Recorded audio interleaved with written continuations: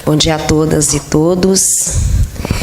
Agradeço a organização do evento pelo convite. É um grande prazer estar participando essa semana aqui, aprendendo, escutando um pouco mais e sabendo que a gente está tirando daqui, nós vamos levar para a discussão com a equipe da coordenação, com a equipe do Ministério, para que a gente possa avançar em vários aspectos com relação à vigilância epidemiológica, né, a vigilância dos expostos. Eu não poderia deixar também de falar, e aí fazendo um pouco minhas palavras de Ordeci, que esse ano a gente faz 30 anos de Constituição Cidadã. 30 anos que a Constituição de 1988 foi aprovada. Então, eu acho que é um momento que cabe bastante reflexão, né, sobre os nossos direitos sociais, e a saúde é um direito social, o trabalho e o trabalho pleno é um direito social. Então, acho que cabe uma grande reflexão nesse momento que a gente está passando, né, sobre esses 30 anos. Fazemos também 75 anos de CLT, fizemos no dia 1º de maio, de consolidação das leis trabalhistas. E, como presente no ano passado, né, nós ganhamos aí o pacote da reforma trabalhista. Sei que o tema não é especificamente esse, mas não dá também para falar em saúde do trabalhador, não dá para falar em saúde sem contextualizar, sem falar desse momento que a gente está vivenciando. Então, eu vou pedir permissão aí para falar, né, de onde a gente está falando. Comigo, né?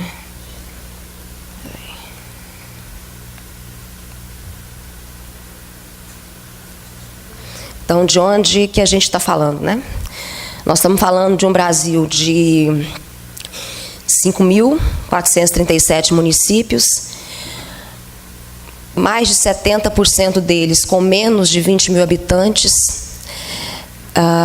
Muitos desses trabalhadores que a gente está falando estão nesses municípios, onde as condições de atendimento realmente são mais precárias e que dependem de atendimentos em centros regionais, em região metropolitana, em capitais.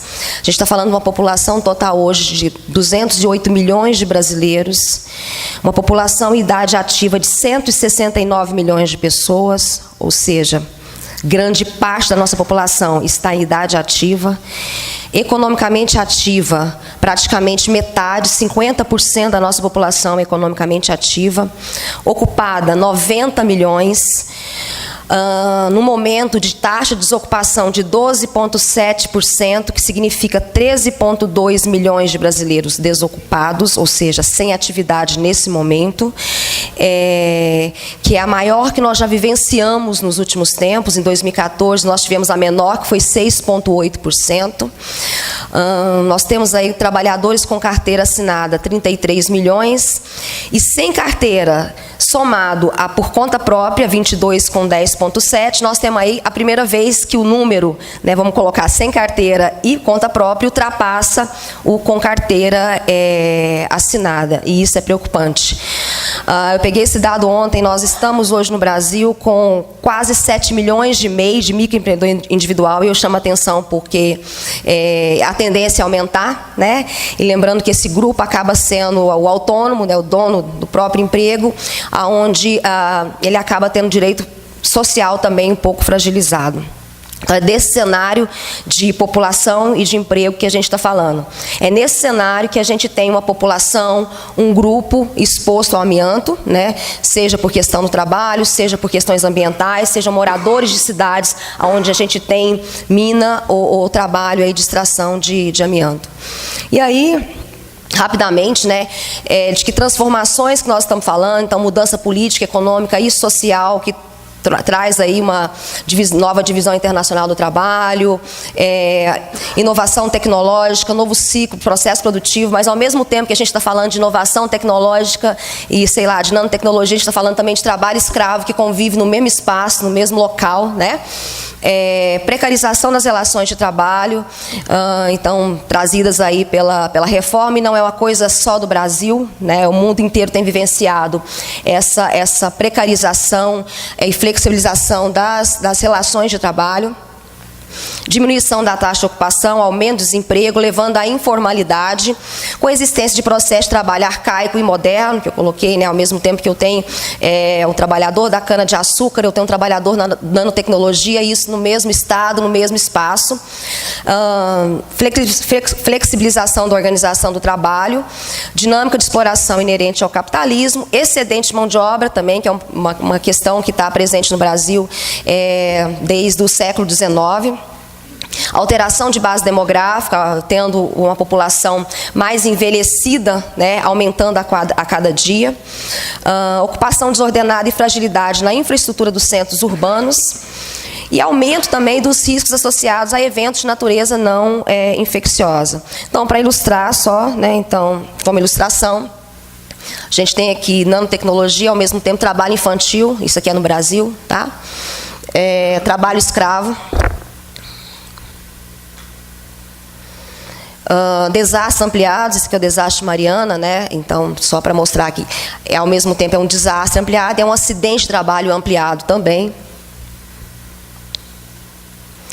E aqui, né, a questão ainda da exploração do amianto, que ainda convivemos e vamos ter ainda mesmo, né, com a eliminação, nós vamos ter ainda um passivo muito grande pela frente, e é sobre isso que a gente vai conversar, né? O que a gente vai fazer de agora para frente, desse momento para frente. Como é que nós vamos fazer para reduzir dano?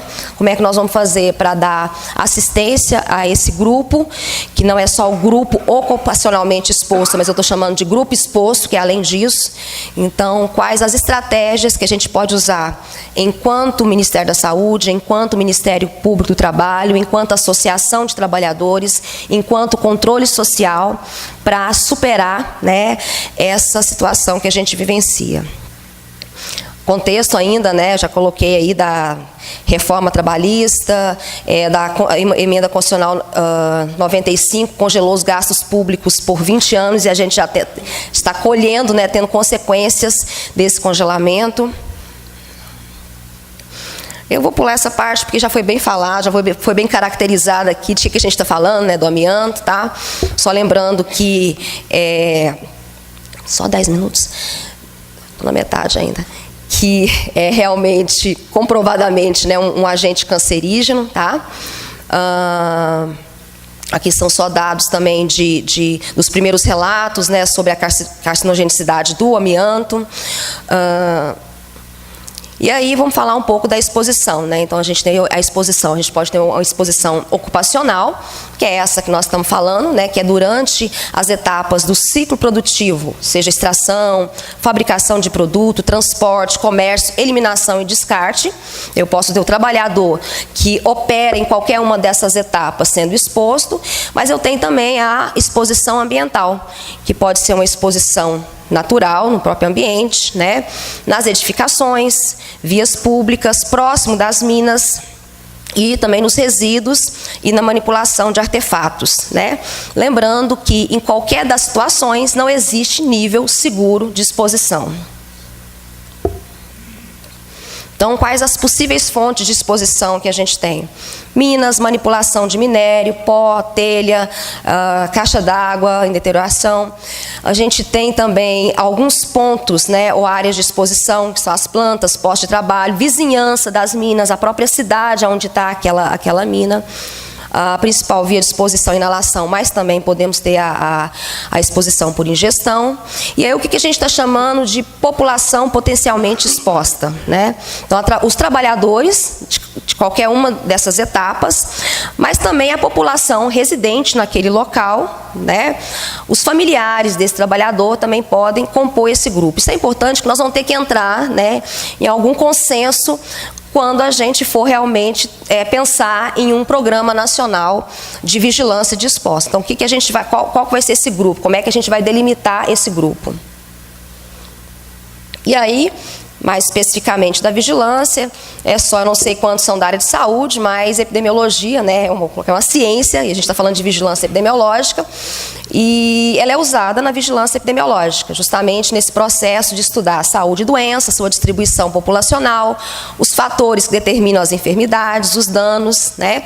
E mais do que isso, para quê? Né? Para propor medidas de prevenção, controle ou erradicação. Então, o número em si, se ele não servir para gerar algum tipo de intervenção, né, ele não faz sentido.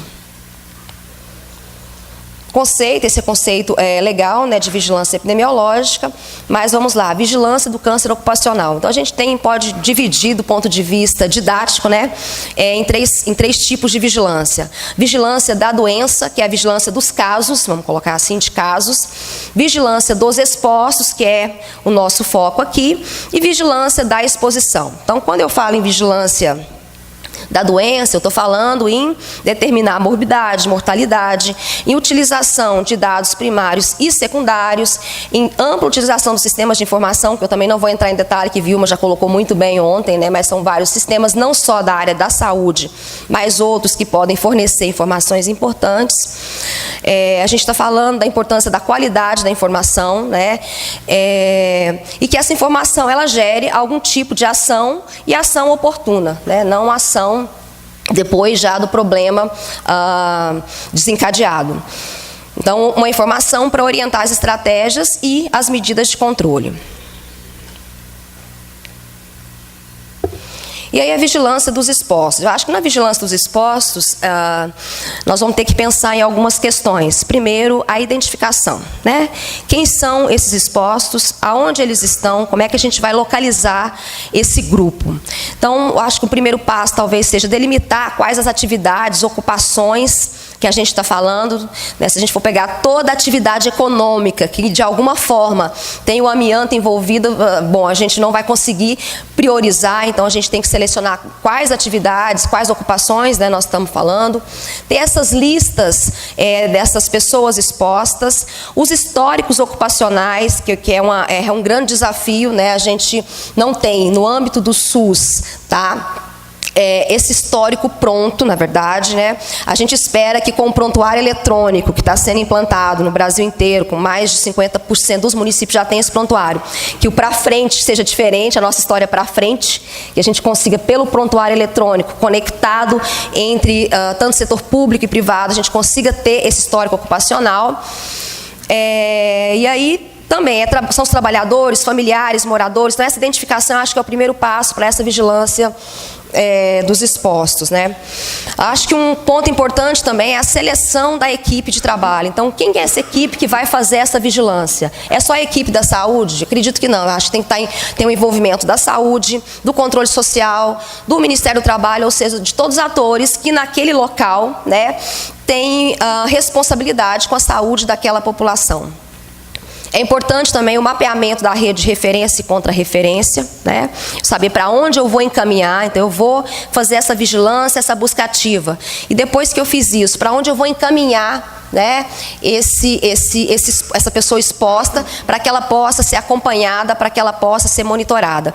Um passo importante é a sensibilização e capacitação da equipe. Ontem, na experiência que Eli estava falando da Bahia, eu achei linda a experiência, mas fiquei no final da história, aquela sensação assim, né? Você começa lá com 700 expostos, 700 pessoas a monitorar, e no final você consegue, vai afunilando, você consegue fechar aí com 30 e poucos, né?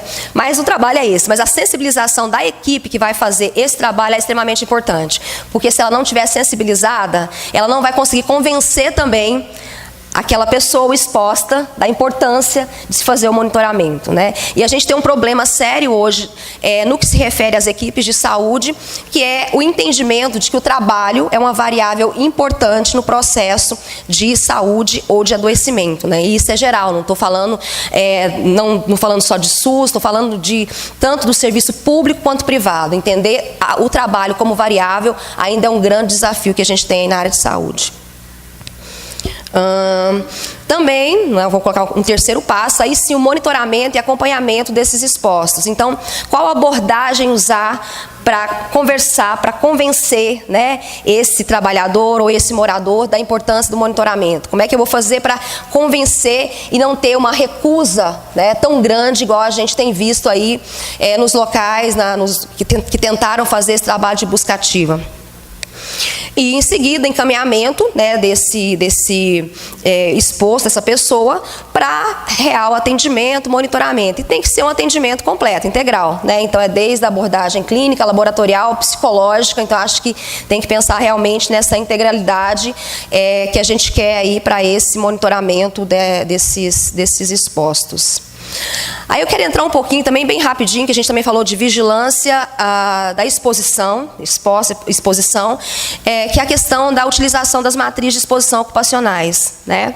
Então, eu acho que é um instrumento, uma ferramenta bastante útil, principalmente quando a gente está falando agora em nível coletivo. Então, quando eu falo de vigilância de exposto, eu estou pensando mais no nível individual.